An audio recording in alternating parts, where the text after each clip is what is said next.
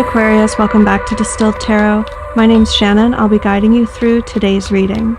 This is our daily reading for July 18th. Let's see what's going on with Aquarius.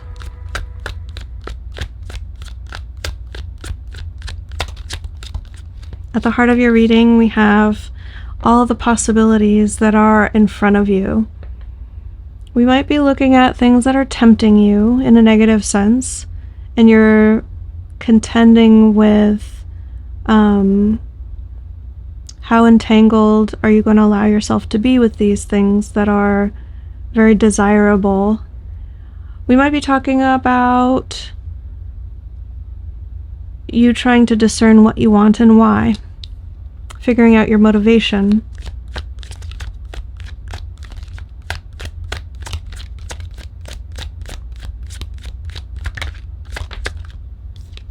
Your challenge is deciding a direction that you're going to go and really remaining clear about the thing that you used to strive for and hold as this ideal life that was going to make you so happy, but it didn't. It didn't make you happy. 10 of Cups there in the reverse at the bottom of the deck. The challenge being, what path are you going to choose now? With the 2 of Wands. So before deciding what path you're going to choose, what course of action you're going to take,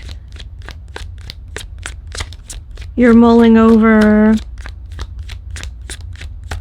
what do you enjoy about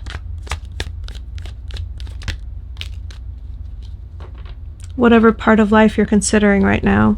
What do I enjoy about my work? Can I organize the efforts that I'm making in my work to be centered on the things that I'm actually going to have fun doing? Could be something along those lines. Your focus being the Empress and the Page of Cups in reverse. This is a really interesting combination. For some of you, it's the mother-child, and you are needing to care for a child who's struggling in some way, probably emotionally. Could be an issue with their friends, or needing to deal with their life circumstances, and it's a difficult thing for them to work through, so you're wanting to be supportive in that way. If this is 2 energies that are expressing through you, I feel like it's carrying along and nurturing your inner wounded child, your wounded inner child, I should say, as a healed version of yourself, integrating that part of you and bringing it along for the journey. This could be the part of you that doesn't enjoy publicity. So when you are marketing your business, you're holding space for the part of you that kicks and screams and says, I don't want to do this, it's not fun, I don't like it, it makes me sad, I don't like reading people's comments about me. I think that's okay, you can feel that way. It's safe. We don't have to do it for our entire day, but these are things that we need to do as a business owner. Finding the joy in it, or the sense of purpose, while still holding space for the part of you that is being more of a crybaby about it. In the recent past, we have upholding the status quo, or putting down roots. The Hierophant is the energy of something that stands the test of time. It's very Saturnian energy. When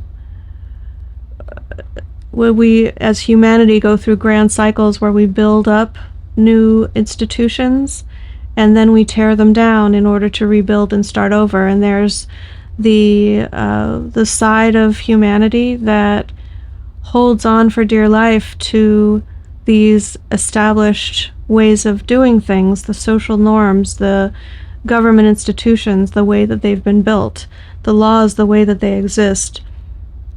And rather than allowing themselves to see what can improve, they instead insist on keeping things the same. So that's the sort of crux of the disparity between progressives and conservatives, if you look at it from like a core sense, at least in how it relates to the Hierophant card and the way that I see it. So in the recent past, you may have been taking a more conservative approach, upholding societal norms, adhering to the status quo, but it allowed you to move more swiftly through that season of your life with the Chariot at the bottom of the deck. Some of you may have moved or traveled, and that allowed you to somehow gain a sense of stability and permanence in your life.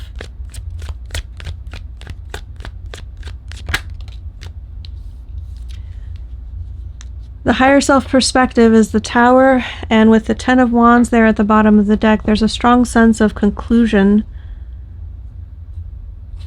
Like all of a sudden something is going to come to an end unexpectedly, but it will end up being a very good thing. At least in hindsight, it will be a very welcome change. Let me pull a clarifier or two and see if we can get more about this upheaval.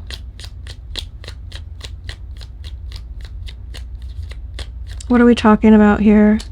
Okay. Ten of Pentacles. Sudden wealth, sudden breakthrough that opens the floodgates of prosperity. Hey, I'm an Aqua Stellium, so I am definitely on board with this. It will have been something that you've been working toward.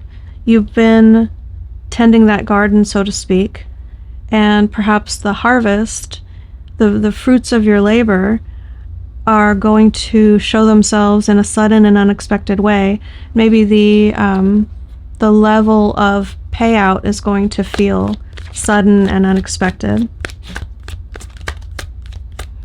Let's see the near future. Wish fulfillment. Okay.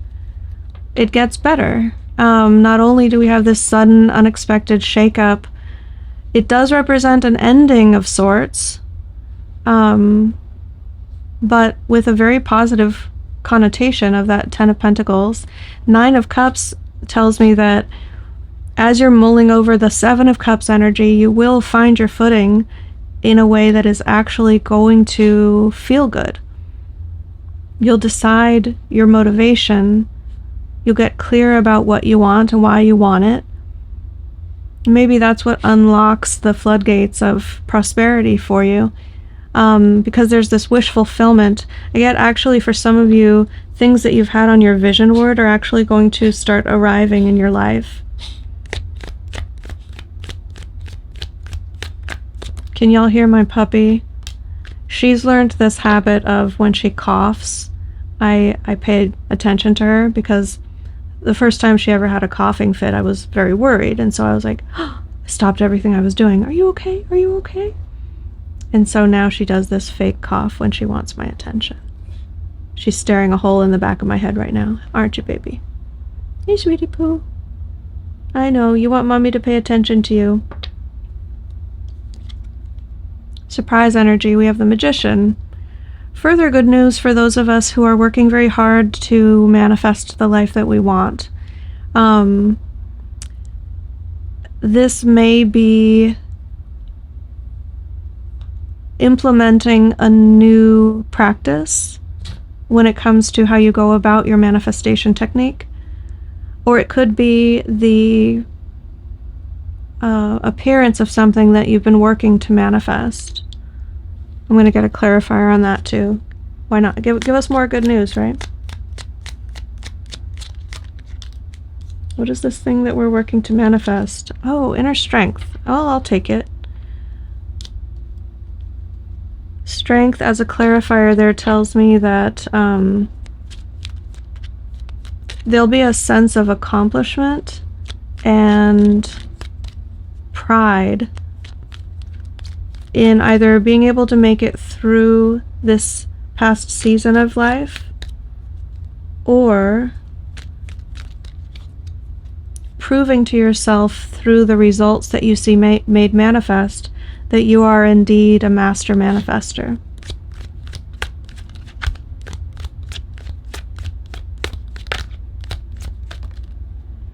Your hopes and fears, we have the Six of Wands. You want to be celebrated, you want to be recognized for your achievement. You at least want the people that you care about to be supportive and cheer you on. Anytime a person is striving for something, if you're doing so alone, it can feel very isolating. But if you have people around you who believe in you and cheer you on and encourage you to keep going, you're going to be successful.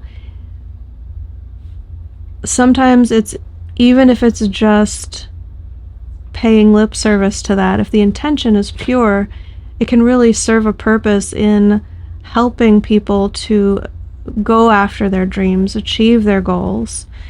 And I feel like you really want that sort of cheerleading squad around you.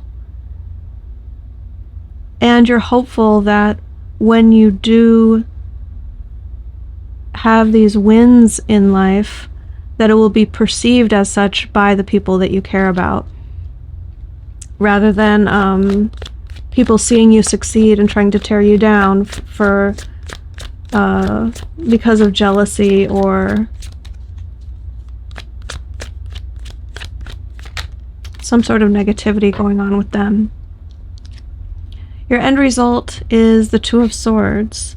So I think this is because there's only one Two of Wands in the deck, right? It's saying that you're going to come to this crossroads and decide what course of action you're going to take, because you got clear about your motivation, how you want to feel along the way, maybe contending with an addiction or that vice energy that I was picking up on earlier. Am I going to take the path of continuing to vape? Or am I going to leave that at the crossroads, bury it, let the energy dissipate, and take a new path of me not vaping, right? It could be making that important choice that determines like this pivot point in your life story. What advice do we have for Aquarius?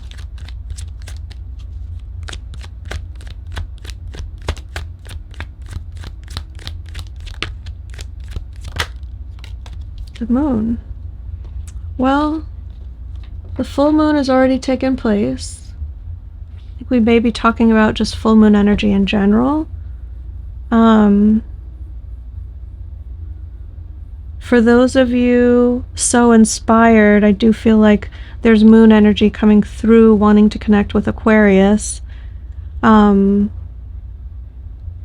So in whatever way that makes sense for you, whether you pay attention to moon phases, making moon water, aligning your goals, dreams, and visions, and the course of action that you take along with moon cycles can be very helpful, especially in business.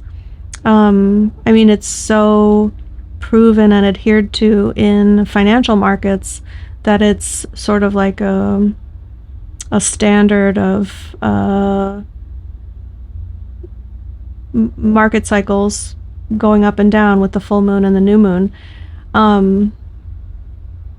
So that might be something to look into. I'm getting that pretty strongly for Aquarius, and actually I'm remembering that for myself and wanting to take another look at that. And whether it's aligning that with the moon cycle more likely or your own cycle, there can be like actions to take that are aligned with what point in the lunar cycle is occurring. Like preparation in the waxing phase, and then launch and release in at the full moon. look into that. I think that's actually the advice. So I'm going to leave it there, Aquarius. I hope that helped. Have a great day, and I'll see you back tomorrow.